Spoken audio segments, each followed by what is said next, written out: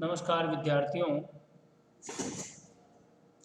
आज के वीडियो में हम उत्तर व्यवहारवाद का अध्ययन करेंगे। व्यवहारवाद के जनक डेविड स्टन के द्वारा ही उत्तर व्यवहारवाद की शुरुआत की गई और उत्तर का अर्थ होता है बाद में। व्यवहारवाद के बाद में आने वाला आंदोलन उत्तर व्यवहारवाद है और एक व्यक्ति स्वयं ही अपने किसी आंदोलन में, किसी विचारधारा में, किसी सिद्धांत में कुछ परिवर्तन करता है तो उसे उत्तर सुधार कहा जाता है। ऐसा ही उत्तर व्यवहारवाद 1969 में शुरू हुआ आंदोलन है और इसके जनक भी डेविड स्टन है। उत्तर व्यवहारवाद का अर्थ है एक वास्तविक क्रांति, न कि प्रतिक्रिया, जो विकास की द्योतक है। अर्थात इसे नकारात्मक रूप से नहीं देखा जाए कि व्यवहारवाद के खिलाफ चला आंदोलन उत्तर व्यवहारवाद है, यह परिभाषा गलत है। तो सही परिभाषा क्या होगी यह भी हमें देखना है। तो सही परिभाषा के रूप में हम देख सकते हैं कि व्यवहारवाद में सुधारवादी आंदोलन जो विकास की ओर उन्मुख है या विकास की ओर गतिशील है, उत्तर व्यवहारवाद कहलाता है। और इस उत्तर व्यवहारवाद के उदय के 3 प्रमुख कारण रहे। इनमें पहला है तत्कालीन सामाजिक और राजनीतिक परिस्थितियां।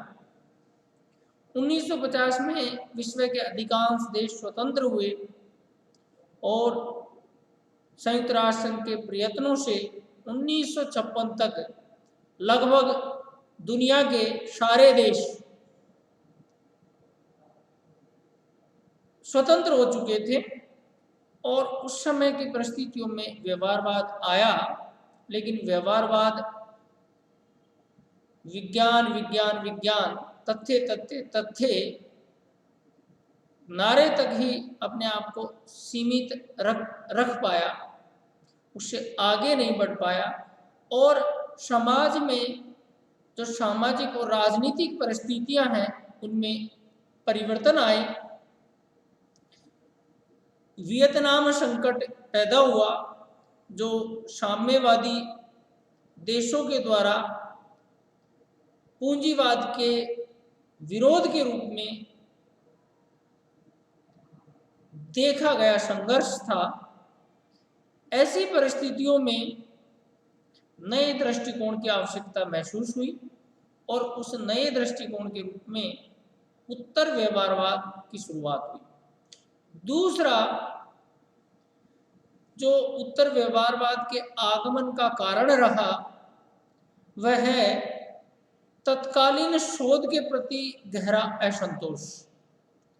उस समय जो शोध हो रहा था वह शुद्धता पर आधारित था, तथ्यों पर आधारित था, मूल्यों की उपेक्षा की गई थी, मूल्यों के प्रति हीन भाव रखा गया था, इसे बिल्कुल निरपेक्ष रखा गया।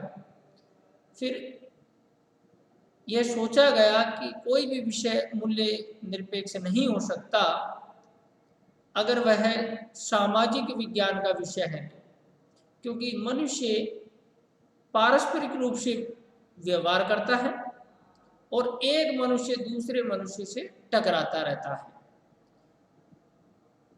व्यवहारवाद जो आंदोलन चला वह शुद्धता को लेकर चला, लेकिन उसमें भविष्यवाणी करने की फिर भी संभावनाएं कम थी। यह राजनीति विज्ञान को शुद्ध विज्ञान की जगह केवल मौसम विज्ञान का ही दर्जा दिला सका। ऐसी परिस्थितियों में शोधार्थियों में असंतोष की भावना का विकास हुआ। इसलिए इन 3 कारणों को उत्तर व्यवहारवाद के उदय के कारण माना जाता है। और उत्तर व्यवहारवाद की स्वयं डेविड स्टन ने कुछ मान्यताएं बताई हैं जो हमारे लिए महत्वपूर्ण हैं, जिनको हमें याद रखना है, क्योंकि यह परीक्षाओं में बड़े और निबंधात्मक प्रश्न के रूप में आता है। और प्रतियोगी परीक्षाओं में व्यवहारवाद तथा उत्तर व्यवहारवाद दोनों में अंतर क्या है, इसको देखने के लिए उत्तर व्यवहारवाद की मान्यताओं को, उनके सिद्धांत को समझना बहुत जरूरी है। क्योंकि व्यवहारवाद हमने पिछले वाले वीडियो में देख लिया, अब इस वीडियो में हम उत्तर व्यवहारवाद की मान्यताओं को देखेंगे। तो पहली मान्यता है प्रविधि या तकनीक से पूर्व सार। व्यवहारवाद तकनीक पर बल देता है, जबकि उत्तर व्यवहारवाद सार वस्तु पर बल देता है। एक दृष्टिकोण, एक उपागम में क्या और कैसे का समावेश होता है, क्या अध्ययन करना है और कैसे अध्ययन करना है। व्यवहारवाद कैसे, हाउ पर बल देता है कि हमें कैसे अध्ययन करना है, तो इसका उत्तर आता है तकनीक से अध्ययन करना है। जबकि उत्तर व्यवहारवाद ये कहता है क्या अध्ययन करना है, that is important, what we are going to study, what is the matter, what is the subject। तो ऐसी विषय वस्तु पर ज़्यादा बल देने वाला, सार पर ज़्यादा बल देने वाला, सब्सटेंस पर ज़्यादा बल देने वाला जो उपागम या दृष्टिकोण है, वह उत्तर व्यवहारवाद है। व्यापक सामाजिक परिवर्तन पर बल, जहाँ व्यवहारवाद केवल सामाजिक परीक्षण या राजनीतिक परीक्षण तक सीमित था, वहाँ उत्तर व्यवहारवाद व्यापक सामाजिक परिवर्तन की मांग करता है। अर्थात समाज में बड़े बड़े परिवर्तन राजनीति शोधवेताओं के द्वारा लाए जाने चाहिए और हमारे विषय का विस्तार होना चाहिए। यथार्थता को स्वीकार करना, यह उत्तर व्यवहारवाद की तीसरी मान्यता है। उत्तर व्यवहारवाद के अनुसार वास्तविकता से मुंह नहीं मोड़ा जा सकता और वास्तविकता को अध्ययन के केंद्र में रखना है। ऐसा नहीं हो कि सिद्धांत निर्माण की होड़ में हम वास्तविकता को भूल जाएं या उसको साइड में रख दें, क्योंकि वास्तविकता के बिना हमारा जो सिद्धांत बनेगा वह केवल काल्पनिक सिद्धांत होगा, क्योंकि हमने कुछ वास्तविकताओं को छोड़ा है। तीसरी इस मान्यता के साथ ही उत्तर व्यवहारवाद की चौथी मान्यता है मूल्यों की महती भूमिका। उत्तर व्यवहारवाद के अनुसार मूल्य बहुत महत्वपूर्ण होते हैं और मूल्यों के प्रति सापेक्ष रहना मनुष्य के लिए असंभव है, क्योंकि मनुष्य पारस्परिक रूप से जुड़ा हुआ है।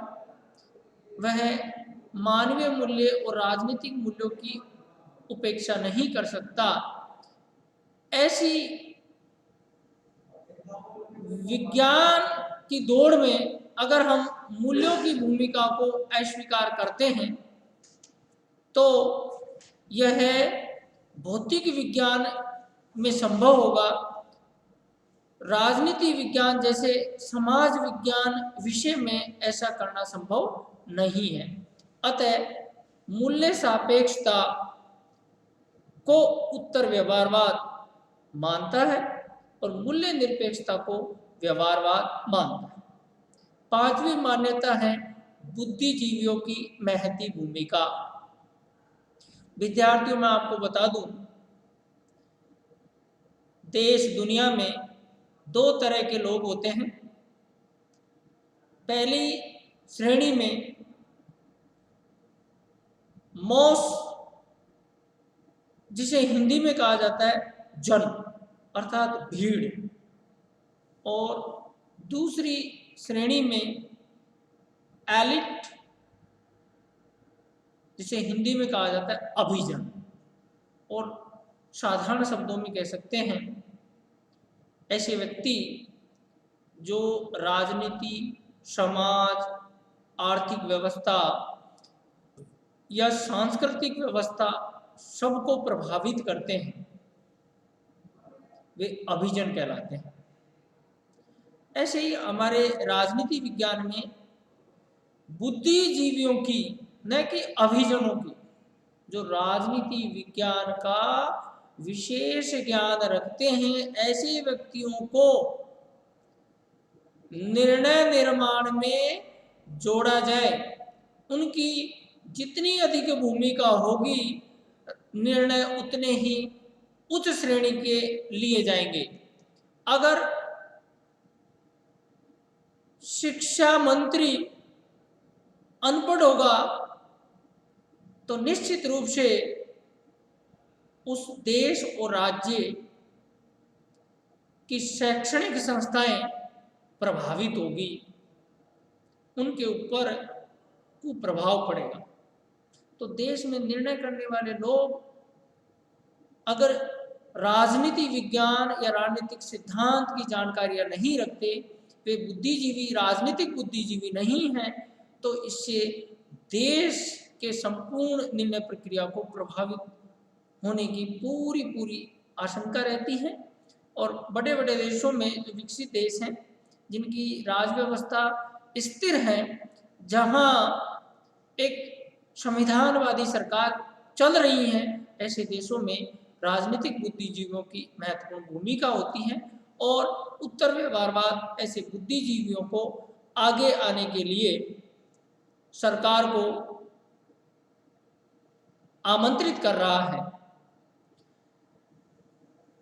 कर्म, छठी विशेषता है कर्म। उत्तर व्यवहारवाद के अनुसार हमें सिद्धांत की अपेक्षा कर्मों पर भी बल देना है, क्योंकि अगर सिद्धांत व्यवहारिक रूप से क्रियान्वित नहीं होगा तो उस सिद्धांत का भी कोई औचित्य नहीं होगा। और सातवीं विशेषता है व्यवसाय का राजनीतिकरण। जिस प्रकार एक उद्योग होता है, चाहे वह कुटीर उद्योग हो या बड़ा उद्योग, वह अपने आप में एक व्यवसाय है और उससे जुड़े हुए व्यक्ति उस क्षेत्र में स्पेशल होते जाते हैं और वे व्यक्ति उसी काम में पारंगत हो जाते हैं। ऐसे ही हमारे राजनीति को भी एक व्यवसाय बनाया जाना चाहिए।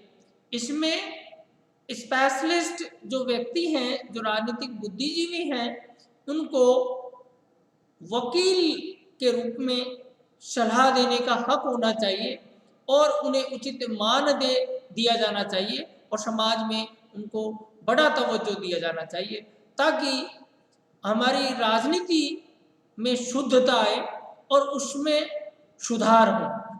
और ऐसी संभावनाएं लेकर उत्तर व्यवहारवाद चलता है। उत्तर व्यवहारवाद के आगमन के 3 कारण, इसका अर्थ और इसके जो 7 सिद्धांत या मान्यताएं हैं, ये हमारा बड़ा प्रश्न बनकर तैयार हुआ। विद्यार्थियों, आप मेरे वीडियो को बार बार सुनकर इस प्रश्न को विशेष रूप से तैयार कर सकते हैं, क्योंकि यह हमारे पाठ्य पुस्तक के लिए बहुत महत्वपूर्ण है। धन्यवाद।